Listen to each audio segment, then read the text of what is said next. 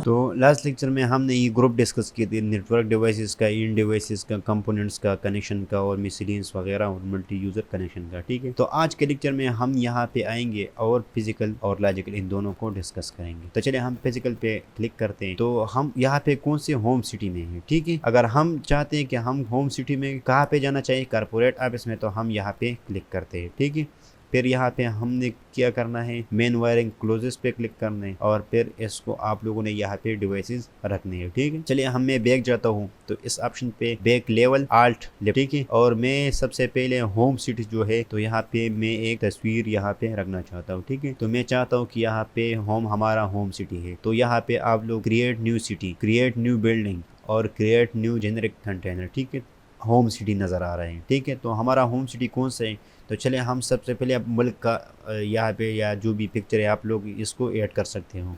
तो हमारा home city कौन से मुल्क में है, तो चलिए हम ये सबसे पहले यहाँ पे आते हैं और यहाँ पे हमने सेट बैकग्राउंड इमेज शिफ्ट और आई। ठीक है, तो आप लोग शिफ्ट आई प्रेस करो या यहाँ पे क्लिक करो, फिर ब्राउज पे क्लिक करते हैं और मेरे पास चलिए यहाँ पे डेस्कटॉप पे कुछ इमेजेस पड़े हैं, तो मैं इस पर क्लिक करता हूँ। सपोज़ यहाँ पे पाकिस्तान, इस पे क्लिक करता हूँ और अप्लाई पे क्लिक करता हूँ। ठीक है, तो होम सिटी मेरा कौन सा है, पाकिस्तान में मेरा खैबर पख्तूनख्वा में मेरा ऑफिस है सपोज। ठीक है, KPK में, तो मेरा होम सिटी यहाँ पे हो गया। इसके बाद मैं इस पे क्लिक करता हूँ। ठीक है, तो अब कारपोरेट ऑफिस होम सिटी मेरा कौन सा है, तो मैं वही इस पे क्लिक करता हूँ और यहाँ पे मैं चलिए अपना KPK इंटर करता हूँ। ठीक है, तो मैंने सपोज़ यहाँ पे KPK वाला इंटर किया और ओके कर दिया।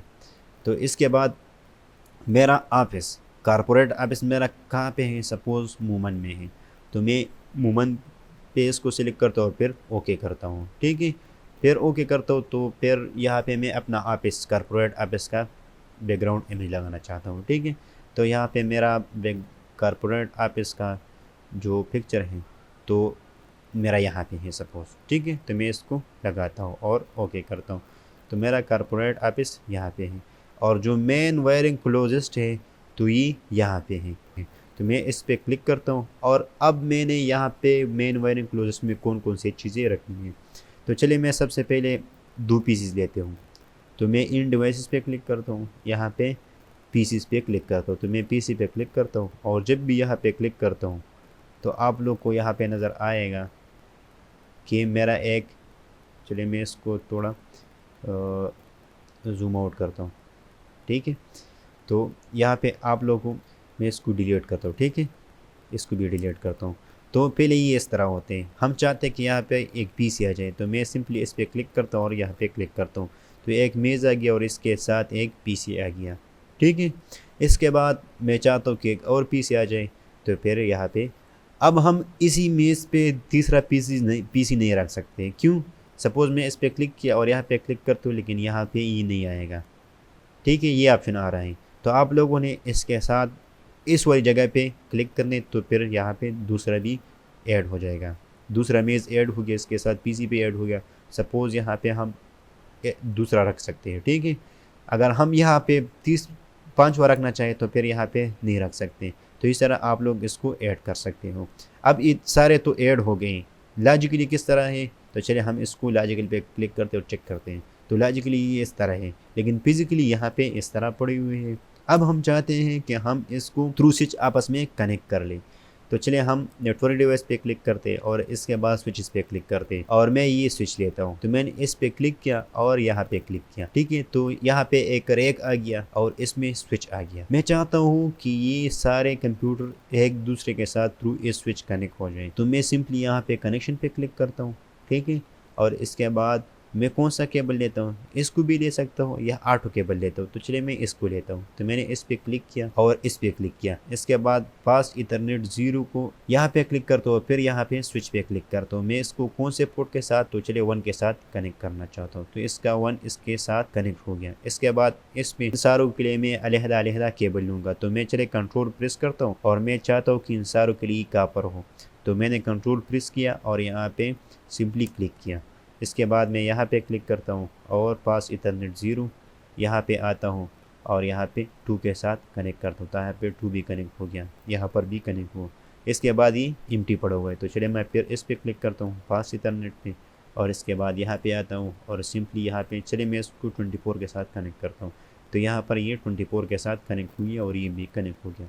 इसके बाद मैं इस पर क्लिक करता हूँ, इस पर कनेक्ट करता हूँ और यहाँ पे आता हूँ मैं, चलिए 13 के साथ इसको कनेक्ट कर दूँ, यहाँ पे 13 के साथ ये कनेक्ट हो गया। ठीक है, इस तरह ये भी कनेक्ट हो गया, ये भी कनेक्ट हो गया, ये भी कनेक्ट हो गया और ये भी कनेक्ट हो गया। अब हम चाहते हैं कि हम इसको IP एड्रेस से असाइन करें, तो चाहे हम इस पर क्लिक करेंगे। ठीक है, लेकिन इससे पहले ये कंट्रोल हमने प्रेस किया था, अब भी यहाँ पे केबल सेलेक्टेड है, तो हम इससे पहले एस्केप प्रेस करेंगे, तो इस तरह ये यहाँ पे ठीक हो गया। हम इसके बाद इस पर क्लिक करेंगे तो हमने इसका PC1 का कंसोल लिया। ठीक है, ये इसका फिजिकल टर्म है, इसमें कितनी चीज़ें हैं कितनी नहीं है, पावर बटन है। इसके बाद हम नीचे लेके आते हैं तो यहाँ पे हम ये इथरनेट पोर्ट है। ठीक है, तो आप लोग इसको इससे हटा के यहाँ पे ला सकते हो, लेकिन ये कहता है कि ये पावर ऑन है, और इस तरह इसको वायरलेस को भी यहाँ पे लगा सकते हो।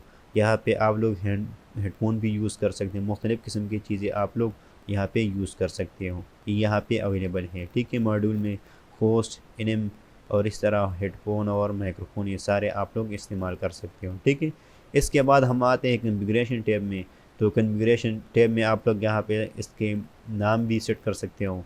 ये इसका पास इथरनेट के साथ है, ये पोर्ट है इसमें। ठीक है, इंटरफेस है, गेटवे आप लोग थ्रू DHCP स्टैटिक गेटवेज का आप लोग क्या रखना चाहते हो। ठीक है, इसके बाद IPv6 के लिए भी आप लोग कर सकते हो, तो ये इसका बेसिक सेटिंग है। इसके बाद इंटरफेसेस में आते हो तो आप लोग इसके इंटरफेसेस और इसकी ब्लूटूथ की सेटिंग भी कर सकते हो।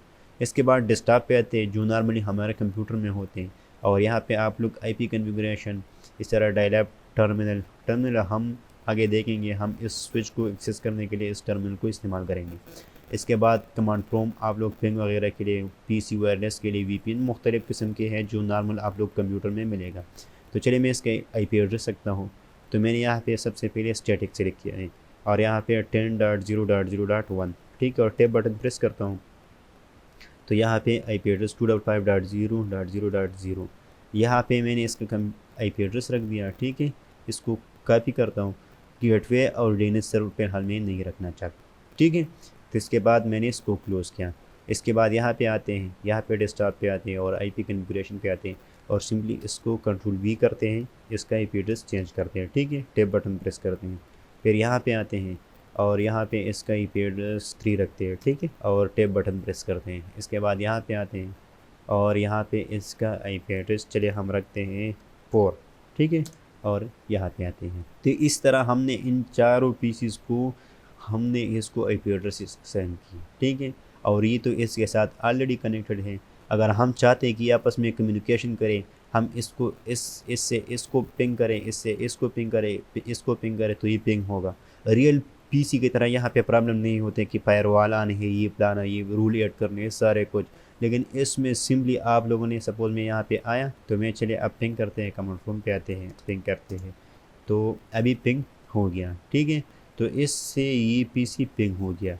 चलिए हम चेक करते हैं यहाँ से, तो यहाँ से ये तीसरा वाला पिंग होगा 10.0.0.3, तो ये तीसरा वाला भी यहाँ से पिंग हो गया।